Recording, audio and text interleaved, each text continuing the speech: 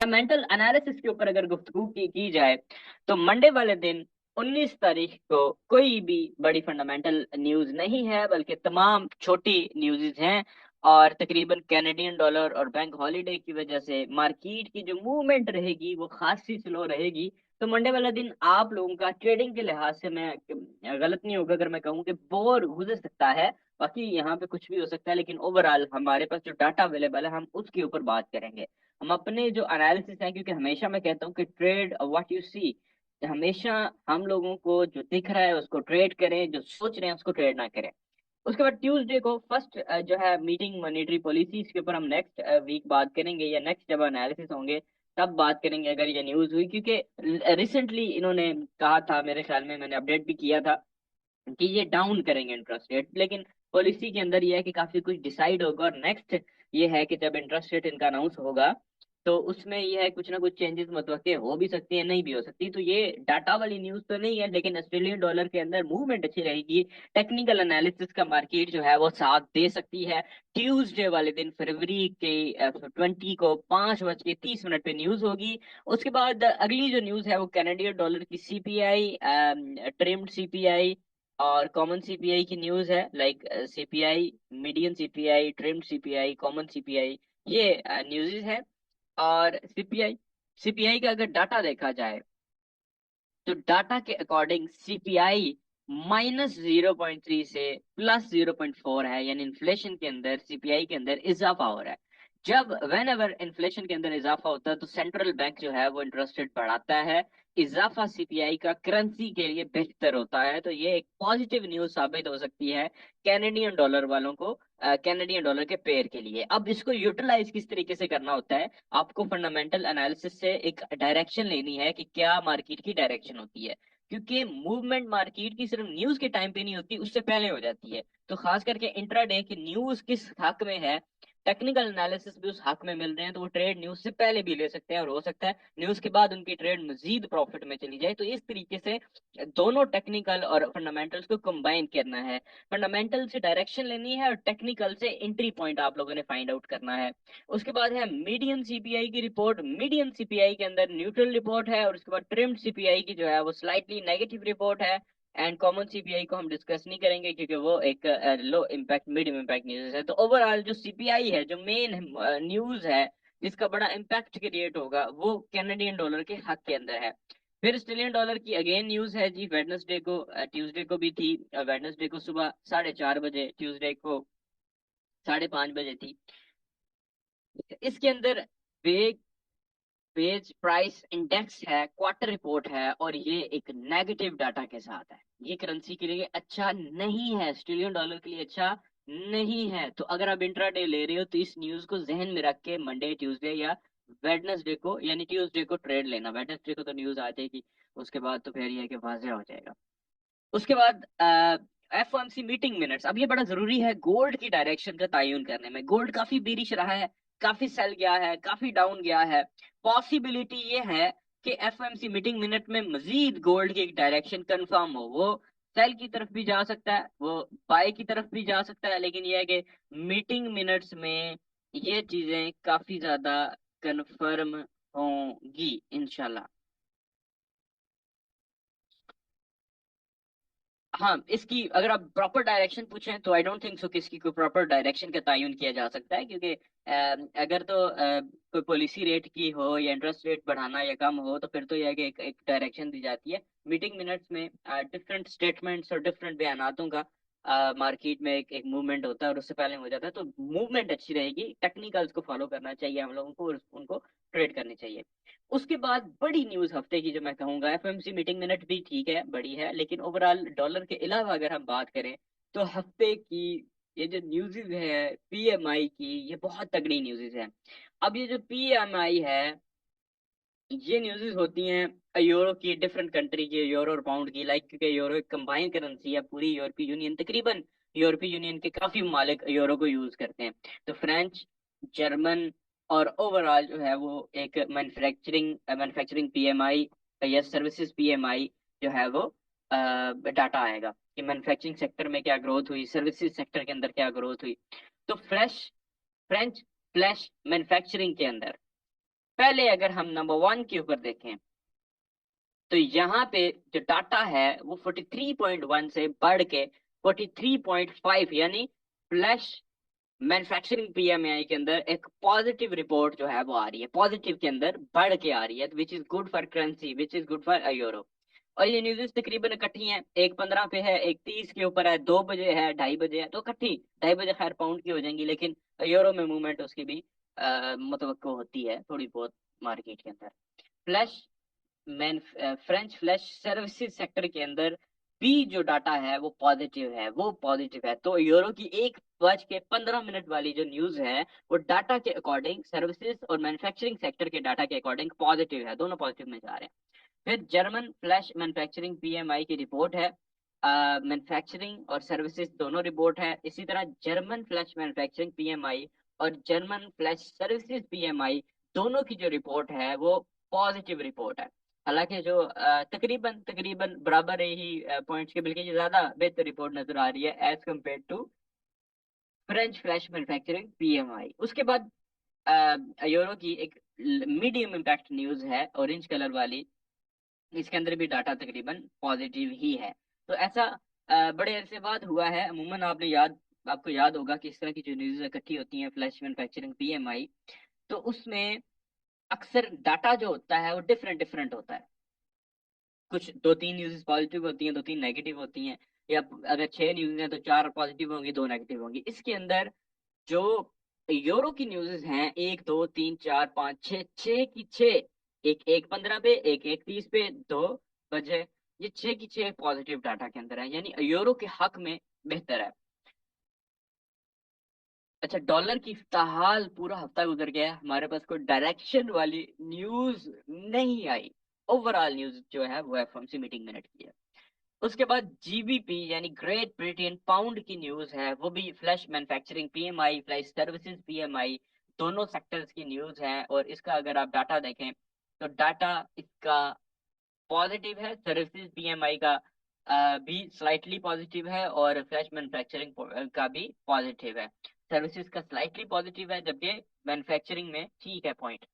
उसके बाद ये भी पॉजिटिव डाटा। अब है डॉलर की न्यूज 6:03 पे, एम्प्लॉयमेंट क्लेम्स, अनएम्प्लॉयमेंट क्लेम्स। अब ये जो न्यूज है ये बड़ा इम्पैक्ट क्रिएट करती है। लास्ट टाइम डाटा नेगेटिव में था, which is good for dollar, which is good for dollar, और आपने देखा इसका इम्पैक्ट पहले भी हो जाता है। मैं हमेशा इस चीज के ऊपर बिलीव करता हूँ कि न्यूज का इम्पैक्ट, न्यूज के डाटा का इम्पैक्ट मार्केट में पहले ही हो जाता है। तो टेक्निकल एनालिसिस, जिस तरफ न्यूज आनी हो उससे पहले आप ट्रेड ले सकते हो उसी डायरेक्शन में, with the help of technical analysis. तो अनएम्प्लॉयमेंट क्लेम्स के अंदर इजाफा हो रहा है, which is a negative news for dollar.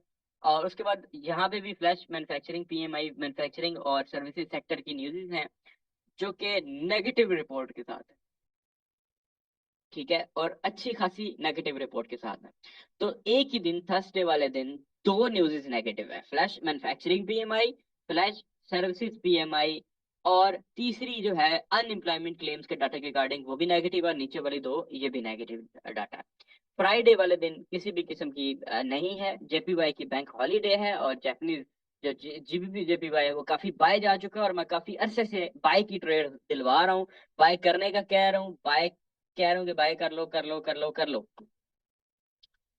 अब टेक्निकल एनालिसिस के अंदर चलते हैं हम लोग डिक्सी के ऊपर, डॉलर इंडेक्स से शुरू करते हैं।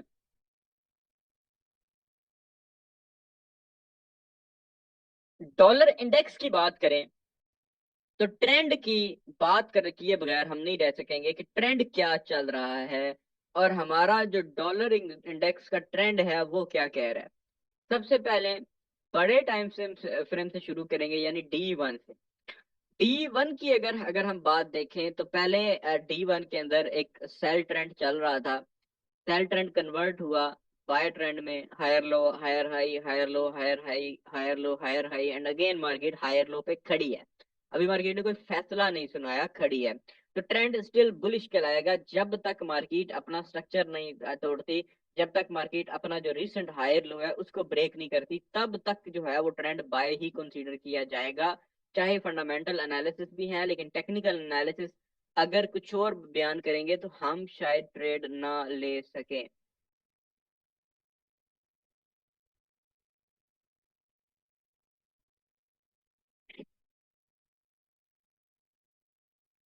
अच्छा,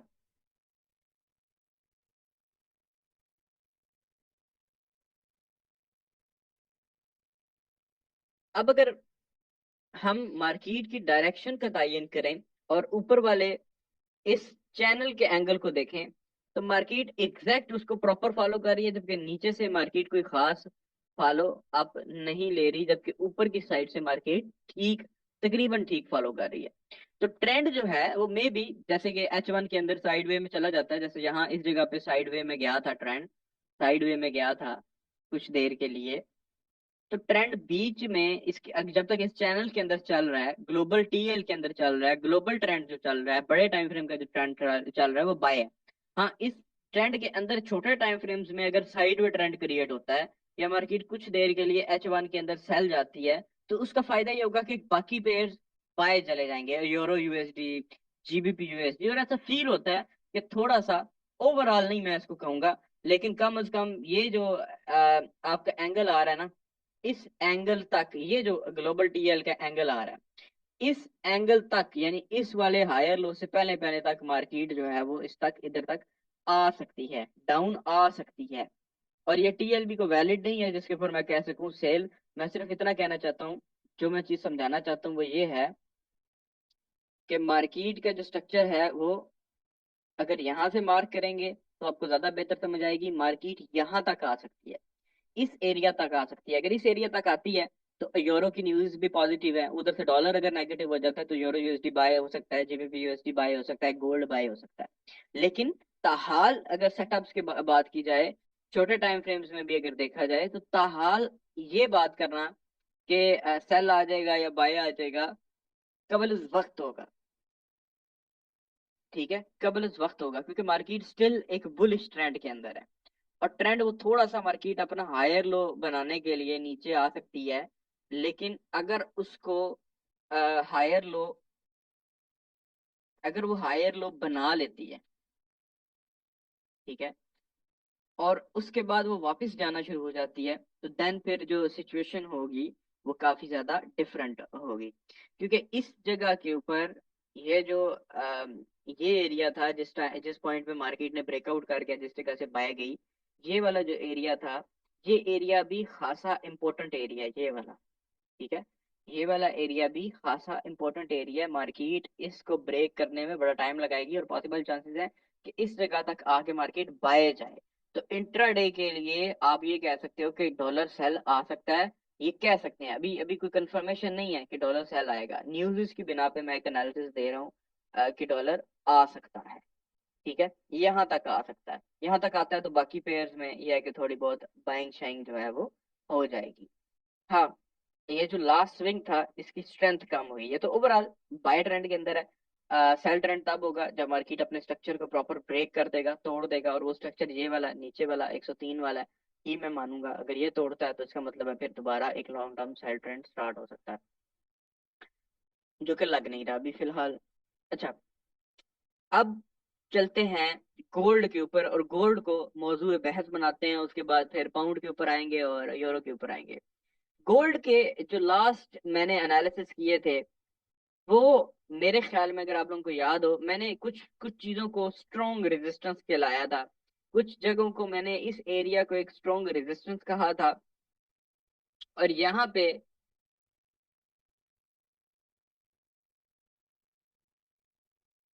कुछ चीजें हमारे पास अवेलेबल थी जिनको देख के सेल की तरफ ज्यादा माइल होना था हम लोगों ने, वो हो गई, गुजर गई ये चीजें।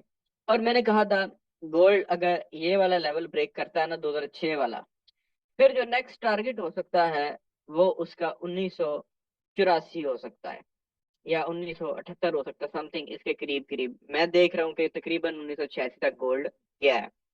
और उसके बाद ये वाला जो लेवल है, ये बड़ा एक स्ट्रोंग लेवल है, बड़ा एक तगड़ा लेवल है, और मार्केट में ये लेवल हम लोगों को टफ टाइम दे सकता है।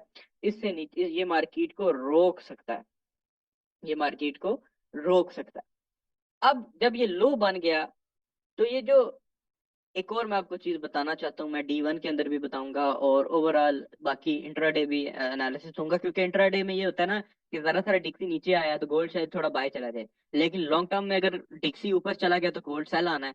अगर हम इंट्राडे भी देखें तो हमारे पास जो सेटअप बन रहा है वो ये बन रहा है D1 का, सॉरी अगर D1 देखें तो डिक्सी की पोजीशन ये है कि डिक्सी शायद गोल्ड को यहां तक ले आए, इस एरिया तक ले आए, जो एरिया है 2040 तक का।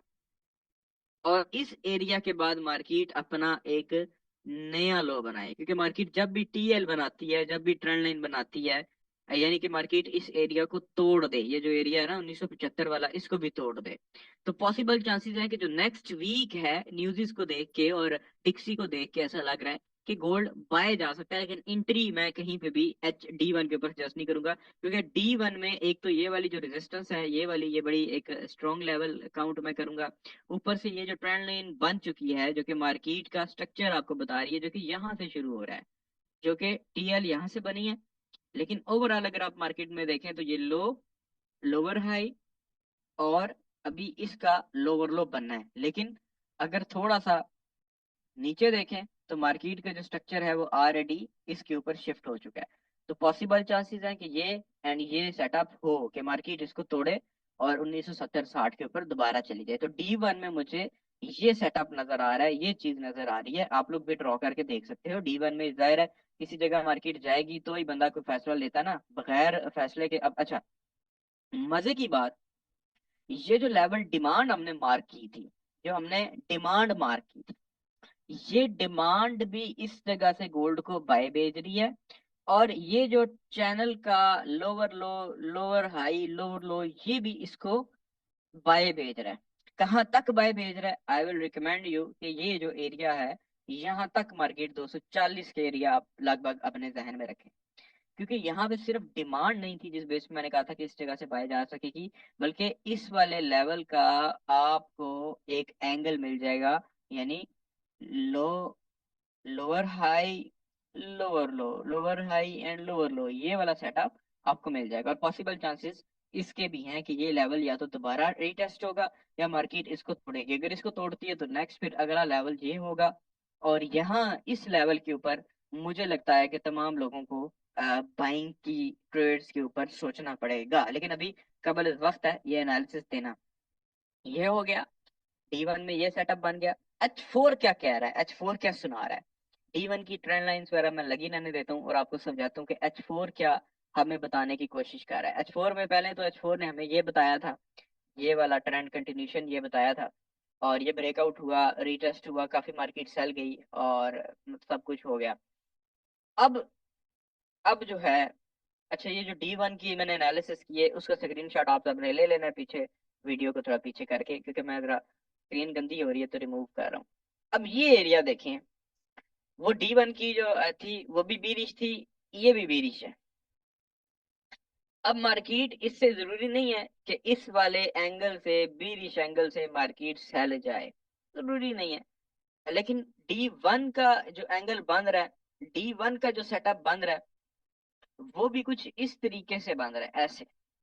और H4 का भी ये तकरीबन यहाँ पे इसी तरीके से बन रहा है। अब H4 में अगर मार्केट यहाँ पे मंडे या ट्यूसडे वाले दिन कोई एंगल बनाती है, यहीं पे कोई ना कोई एविडेंस देती है, क्योंकि ये एरिया बड़ा स्ट्रोंग है ऊपर, ये एरिया बड़ा स्ट्रोंग है। कौन सा एरिया? ये वाला जो एरिया है ना, ये वाला, ये बड़ा स्ट्रोंग है। तो मार्केट इस एरिया को तोड़ने से पहले 10 बार सोचेगी। अब या तो मार्केट यहीं पे कैंडलस्टिक पैटर्न का तगड़ा एविडेंस दे देगी और सेल की एंट्री दे देगी। अगर आप लोग सेल कर भी रहे हो, डरना नहीं है। एक तो लॉट छोटी रखनी है ताकि डर लगे ही ना। जब लॉट छोटी होती है ना, फिर डर नहीं लगता। अब सेल में भी बैठ सकते हैं, हमें रिस्क लेना है, लेकिन रिस्क इनटू रिवार्ड रेशो के अंदर हमें थोड़ा सा फर्क जो है वो करना है।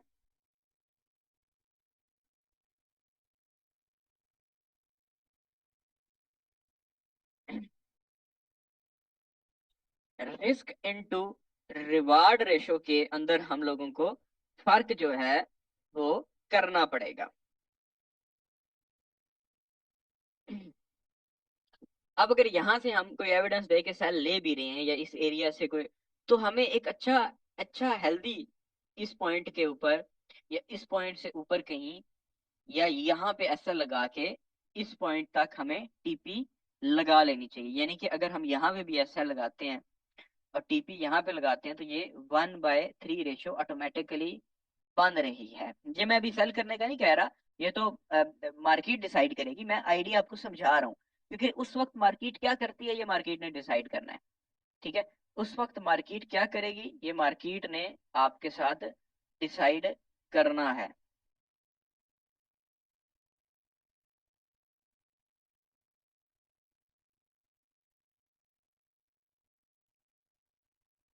तकरीबन जो रिस्क एंड रिवार्ड रेशियो मैंने अंदाजा ही लगाया था, लेकिन accurately 1/3 risk and reward ratio बन रहा है। वो भी ऐसा अगर हम इस जगह के ऊपर लगा रहे हैं।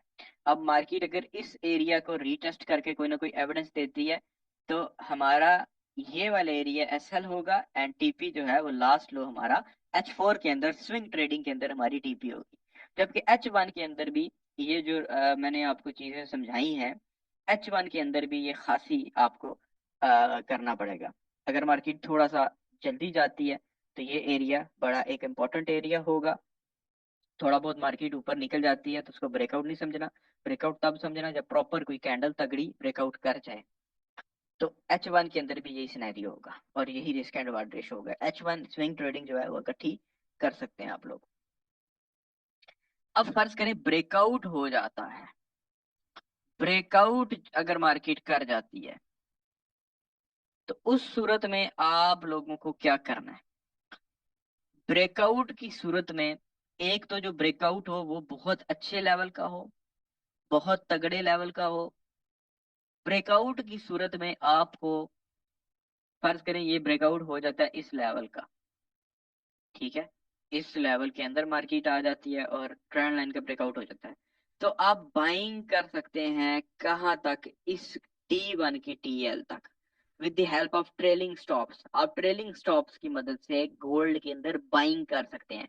अब मैंने इतना डीपली समझा दिया है, इतना डीपली समझा दिया है, मुझे नहीं पता कि मार्केट जो है वो अब आपको कोई कंफ्यूजन दे सके या कंफ्यूज कर सके, इसके बाद भी कोई कंफ्यूजन जो है वो क्रिएट हो सके।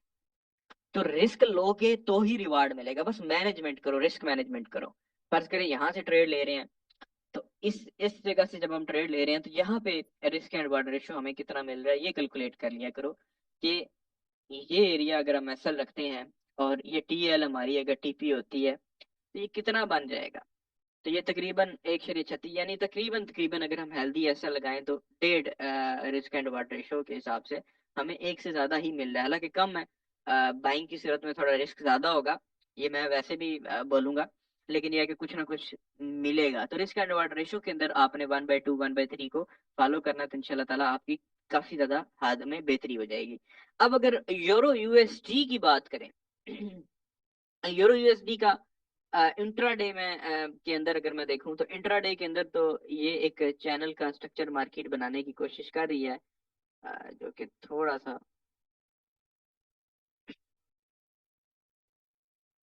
यहाँ पे अगर आप देखें तो इंट्राडे का मार्केट जो है वो सेटअप बना रही है। और मैं इंट्राडे को फॉलो नहीं करना चाहता यूरो यूएसडी के अंदर, तो मुझे जो यूरो यूएसडी के अंदर रबुदात लग रही है, जो मसला लग रहा है यूरो यूएसडी के अंदर, वो ये लग रहा है कि जो इंट्राडे चैनल है ना ये वाला, ठीक है,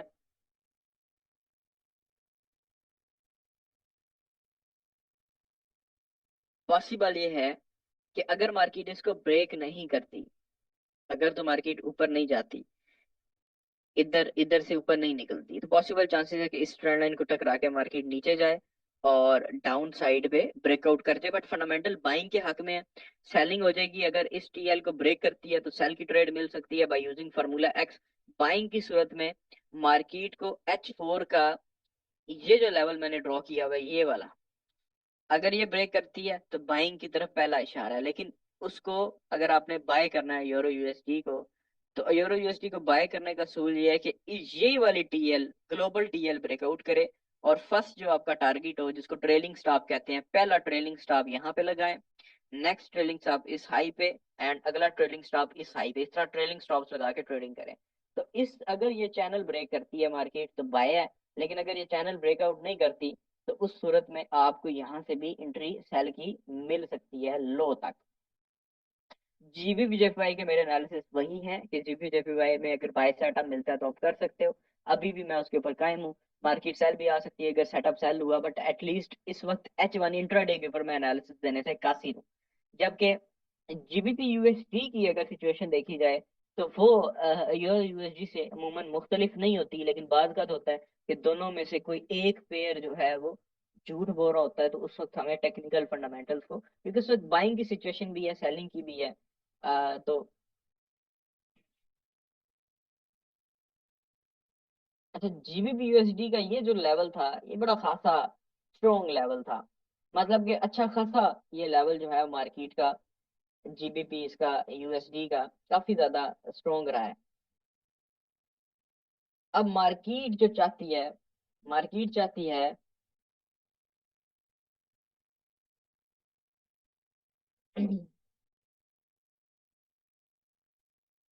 मार्केट चाहती है कि यहाँ पे ऑर्डर्स को ट्रैप किया जा सके, क्योंकि यहाँ पे आप देखें कि साइडवे के इस झंझट से मार्केट निकली, थोड़ा टूटा, ठीक है, नीचे गई, लोअर हाई बनाया, लेकिन इस लेवल से बाइंग में चली गई, फिर लोअर हाई बनाया, पॉसिबल चांसेस है कि मार्केट नेक्स्ट में लो बना दे या बाय चली जाए। लेकिन थोड़ा सा बता दूं कि सेलिंग की अपॉर्चुनिटी आपको तब मिलेगी जब ये लेवल ब्रेक होगा, उससे पहले सेलिंग डेंजरस है। बाइंग की अपॉर्चुनिटी अगर ये लेवल ब्रेक होता है तो इस लेवल तक आपको बाइंग की अपॉर्चुनिटी मिल सकती है जीबीपी यूएसडी के अंदर। तो दैट्स इट, यही एनालिसिस देना चाहूंगा। मुझे दुआ में याद रखिएगा, गोल्ड में मैंने बहुत डीपली एनालिसिस दिए हैं। जीबीपी जेपीवाई में अभी मैं कहूंगा कि पोजिशनल ट्रेडर्स वेट करें, इंट्राडे ट्रेडर्स जो है वो बाइंग कर सकते हैं अच्छा सेटअप देख के, या थोड़ा सा डाउन आता है तो बाइंग कर लें। पोजिशनल ट्रेडर अभी थोड़ा वेट करें। इंटरेस्ट रेट अगर बढ़ा तो जीबीपी जेपीवाई के ऊपर आधे घंटे की 1.5 घंटा बात करेंगे पूरी। ठीक है।